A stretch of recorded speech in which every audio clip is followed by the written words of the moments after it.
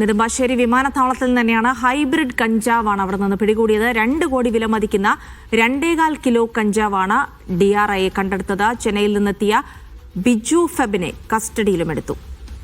സിജോ വർഗീസ് വിവരങ്ങൾ നൽകും. സിജോ, ഇതുമായി ബന്ധപ്പെട്ട് എന്തൊക്കെ വിശദാംശങ്ങളാണ് ലഭിക്കുന്നത്?